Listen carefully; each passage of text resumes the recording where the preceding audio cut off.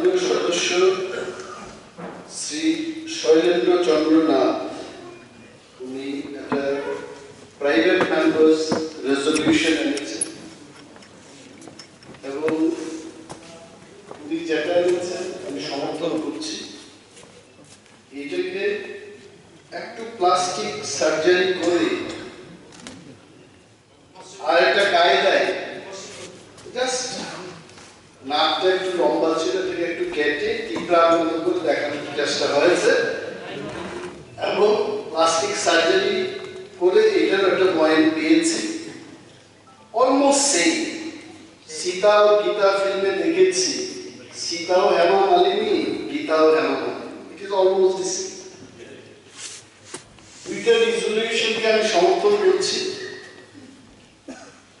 কিশোর বর্মন আমাদের honourable MLA যখন বক্তৃতা করছিলেন অনেকটাই ভালো লাগলো, অনেকগুলো বিষয় আমি জানতে। একটা জায়গায় মনে এই গল্পের মধ্যে এত সংশোধন আনা উচিত। আসলে পরিষদীয় মন্ত্রী বোলিং করছিলেন, কারণ উনি প্রথম বলেছেন, তারপর আমি এসে ময়দানের বাইরে সিক্সার মেরেছি, একদম বাইরে। এটা ছাড়া মোটামুটি বাকি যে সমস্ত ক্রিকেট গল্পটা ঠিক ছিল।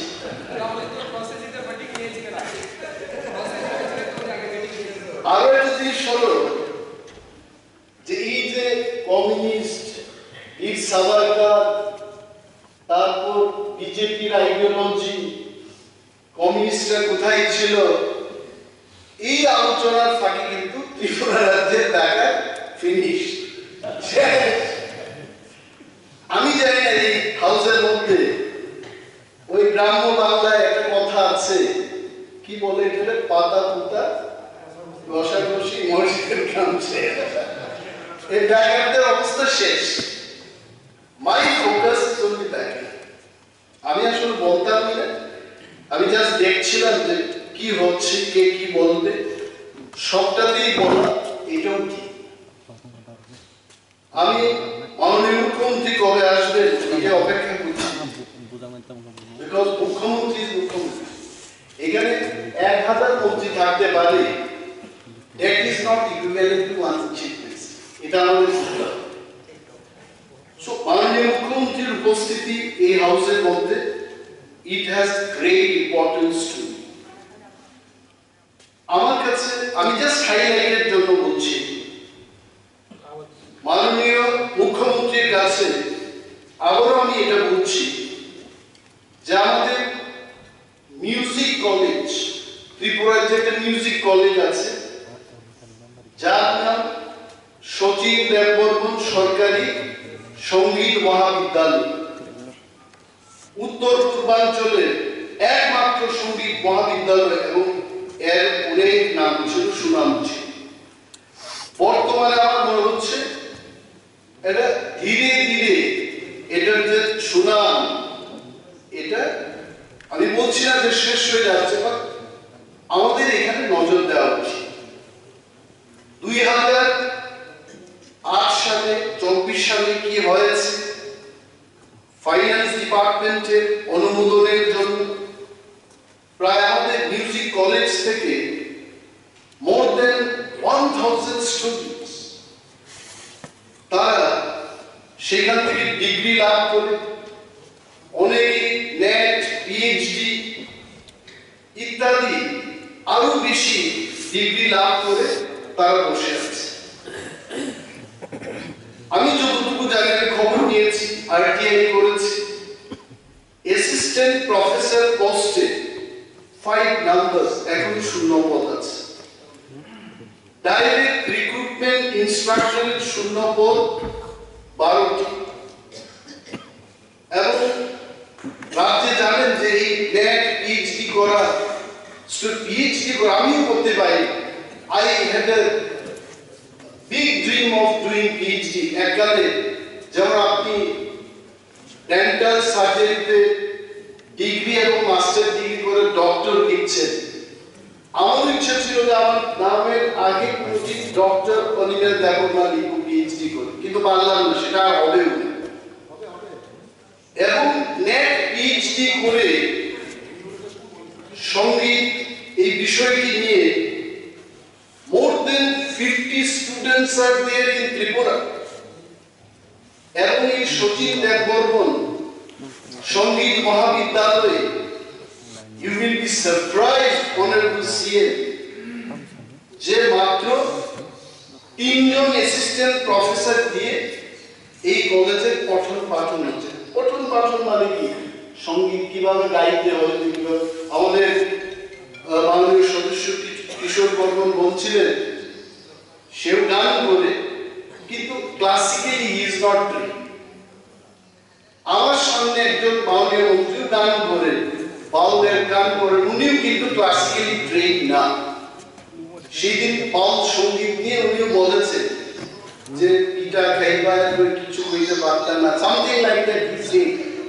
তো আমরা কেউই, আমি অন্তত I was not classically trend, কিন্তু বাথরুমে ঢুকে গেলে আমিও মোটামুটি কিশোর বর্মন আমাদের অনারেবল এমএলএ এর কিছুটা চেষ্টা করি, কিন্তু বাউলটা আমি পারি। ইয়েস। তো এইখানে তাতে কি হচ্ছে, গেস্ট ফ্যাকাল্টি 25 জন নিয়ে কলেজটা চলছে, 25 গেস্ট লেকচারার্স, যাদেরকে আমি দৈনিক 500 টাকা করে সম্মানিত অর্থাৎ অনারিয়াম দেওয়া হচ্ছে।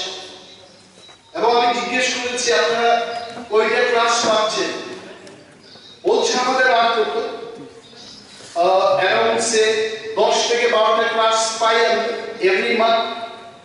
তাহলে 5,000-6,000 টাকা এই পিএইচডি করা কোয়ালিফাইড মিউজিশিয়ান বা মিউজিক ডিগ্রি নিয়ে যারা বসে আছেন তারা 6,000 টাকা রোজগার করছে। And in this house, in front of all the honorable ministers and honorable members, I বলছি যে এদের 60% এই সঙ্গীত নিয়ে যারা পড়াশোনা করেছেন তাদের বয়স প্রায় উত্তীর্ণ হওয়ার পথে, because government is not recruiting them.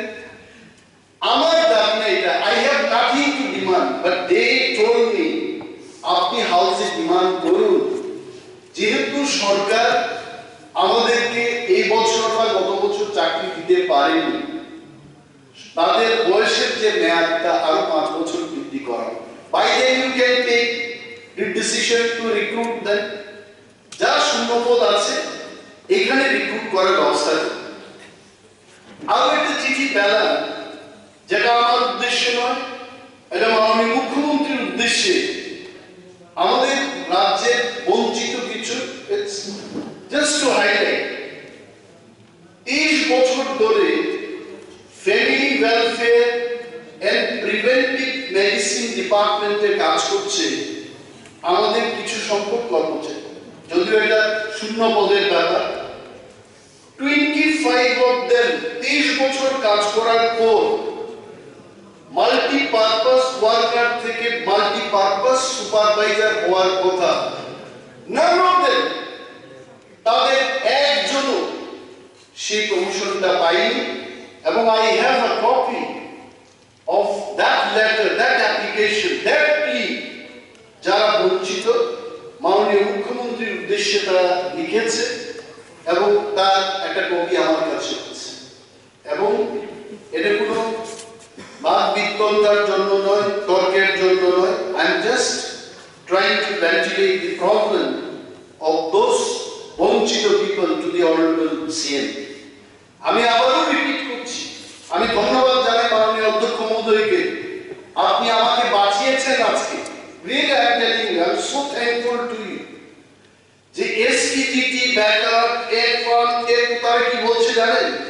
আমি এই বাইরে গেলাম, আমি বললাম দেখো ভাই, বিধানসভার যে রীতিনীতি আছে তারা বলছে আপনি ট্যাগ 1 ট্যাগ 2 কে নিয়ে জিজ্ঞেস করেছেন, মাননীয় মুখ্যমন্ত্রী মহোদয় বলেননি যে কবে নাগাদ আমাদের অফারটা ছাড়বেন। আমি বললাম আমার যা জিজ্ঞেস করা আমি তো করেছি, এখন চাকরি নিয়ে ওনার কাছে গিয়ে তো চাকরি মেরে তো আর আদায় করা যাবে না। There is a system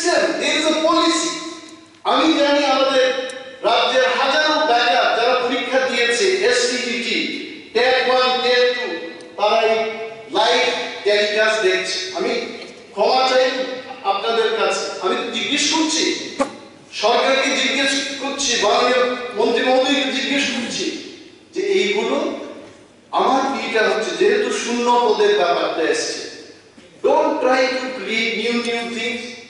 50,000 দেবেন না 500 জন দেবেন, হয়তোবা সেই সময় আমিও শুনেছি 2018 সালে মিস কলেজের ব্যাপারটা, তখন একটা বামপন্থীদের হারানোর একটা স্ট্র্যাটেজি হতে পারে, হারিয়েছে, এখন একটা নতুন স্ট্র্যাটেজি হবে। তবে যাহাই হোক 50,000 যদি নাও হয়ে থাকে, whatever ভ্যাকেন্সি আছে জাস্ট ফিল ইট আপ, দেখা যাবে তারপরে কি হবে।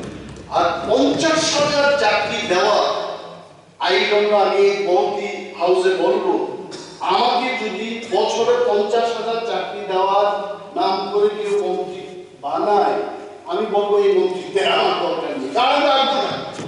1 বছরে কেন কি সরকারি চাকরি আমি 50,000 কি করে দেবো, আমি দিতে পারবো। So what I am trying to say, these are all political debate. আমার এক প্রফেসর আমাকে বলেছেন একদিন, উনি ম্যাথমেটিক্সের প্রফেসর, বিহার থেকে, ডক্টর পি.কে. ঝা, আমাকে বলেছে, আমার মনে আছে এখন, তুমি অঙ্ককে পলিটিক্স মনে করবে না। ইট ওয়াজ ইন ইয়ার 1988 এর কথা বলছি, যে যখন দুইজন পলিটিশিয়ান ডিবেট করবে, you will feel both of them are correct, but in mathematics only one person will be correct. একটা জিনিসের উপর দুইজন ব্যক্তি 0 and 1 cannot be same, either it is 1 or it is zero, either it is true or false. তো এখানে আমরা যা তর্কযুদ্ধ করলাম, এই ফিলোসফি নিয়ে বামেদের যা ব্যর্থতা আছে এটাকে আপনারা পূরণ করবেন, রাজ্যের বেকারদের স্বপ্নকে আপনারা পূরণ করবেন, এই আশা আমারও আছে। আমাদের অল এমএলএস আমরা এই আশা নিয়ে বিধানসভায় আসি। এবং আরো একটা জিনিস শেষ করছি, I don't mean to be given rolling, but I am finishing it. আজকে এখানে গুজরাট থেকে বাইরে লোক যাচ্ছে কাজ, what is the problem? Gujarat থেকে যদি doctor, engineer, I have no problem, তারা একটা মহাদেশ পেরিয়ে যদি তার পয়সা রোজগার করতে পারে, তো problem. But the point is, আমাদের এই রাজ্যে অনেক বেকার হায়দ্রাবাদ, ব্যাঙ্গালোর, পুনেতে কাজ করছে। আমি খবর নিয়ে দেখি কি কাজ করছো তোমরা, বলছে রেস্টুরেন্টে টেবিল পরিষ্কার করছি, বা সার্ভিস ইন্ডাস্ট্রিতে আছে, এগুলো তো নন স্কিল। আপনারা চেষ্টা করবেন, সরকার, কেন্দ্রীয় সরকার এবং রাজ্য সরকার, কেন্দ্রীয় সরকারটা হচ্ছে বড় ইঞ্জিন, ত্রিপুরা সরকারটা হচ্ছে অল্প ছোট ইঞ্জিন, দুইটা ইঞ্জিনকে মিলে আপনারা দেখবেন যে আমাদের নন স্কিল যারা ওয়ার্কফোর্স ত্রিপুরার বাইরে বেরিয়ে গেছে, কাজ করছে, 6,000 টাকা 10,000 টাকা দিয়ে কাজ করছে, তাদেরকে ফেরানো যায় কিনা এই চেষ্টাটুকু আপনারা। আর বিশেষ কিছু না বলে সার্ভেটা করিয়ে দেখুন, এটা আমার কথা না, please do something to bring them back. এই কয়েকটি কথা বলে শৈলেন্দ্র বাবুর যে রেজলিউশন এবং প্লাস্টিক সার্জারি করা আমাদের কিশোর বর্মনের উভয় রেজলিউশন থেকে সমর্থন করে আমি আমার বক্তব্য শেষ করছি। ধন্যবাদ।